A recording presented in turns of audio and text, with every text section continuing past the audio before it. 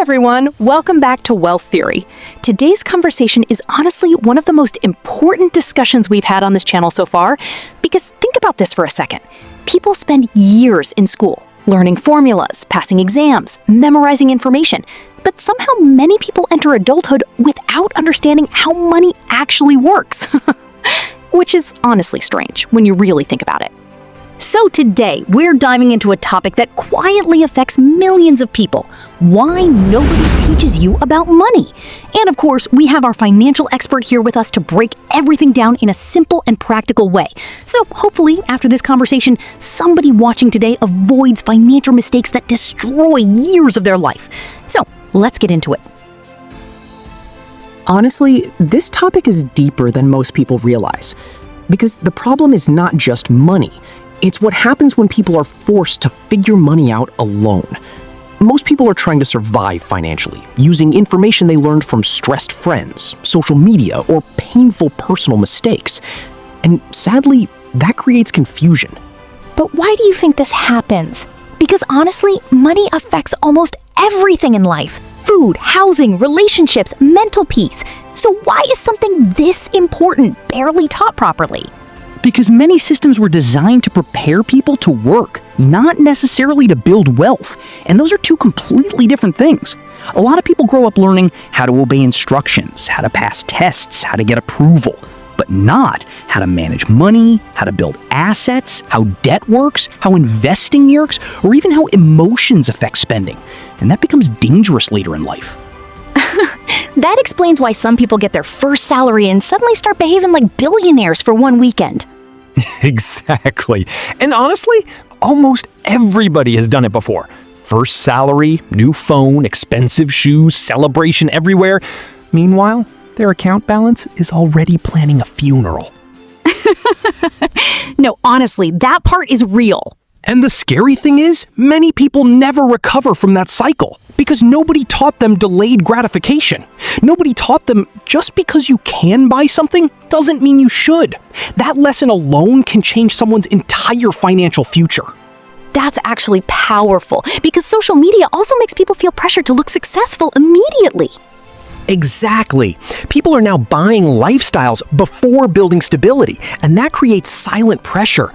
Some people look financially successful online, but offline, they're drowning in debt and anxiety. And honestly, I think that pressure affects young people the most, because everyone is comparing themselves constantly now. Absolutely. And this is where many financial mistakes begin. Comparison destroys financial discipline. Because once people start trying to impress others, logic disappears. Now they're spending emotionally instead of intentionally. That's true. And I think many viewers will relate to this part deeply. And honestly, let me share a short story. I once knew a young guy, very hardworking, first person in his family to get a decent paying job. Everybody was proud of him. And suddenly, people expected him to look successful immediately. So he started spending heavily. New clothes, new phone, expensive outings. At first, it looked impressive. But quietly, he started borrowing money just to maintain appearances. And the worst part? Nobody around him noticed he was struggling emotionally. One day he admitted something painful. He said, "I spent more time trying to look rich than trying to become financially stable." And honestly, that sentence stayed in my head for a long time. Because so many people are silently living that exact life. Wow, that's honestly deeper than people think, because many people don't even realize they're trapped in that cycle. Exactly. And that's why financial education matters, not just for wealth, but for peace of mind. Money problems affect stress, confidence, relationships, sleep, mental health. Financial education is life education. And the crazy part is, once people finally start learning about money, they usually say, "I wish I learned this earlier." All the time. Because imagine learning at 18, budgeting, saving, investing, compound growth, emotional discipline, instead of learning it painfully at 35 after years of mistakes. That head start changes everything. So for someone watching right now, where should they actually begin? Because some people may feel overwhelmed already. Good question. Honestly, start simple. You do not need to become a financial genius overnight. Start with tracking your spending, reducing unnecessary lifestyle pressure, saving consistently, learning basic investing slowly, controlling emotional spending. Small habits become powerful over time. And most importantly, stop pretending financially. That alone can save people years of suffering. That last one attacked many people directly. Including some people watching this episode right now!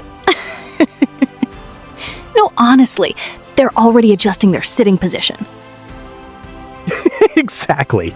But seriously, financial growth becomes easier once people stop performing for others. Real wealth is usually quieter than social media makes it look.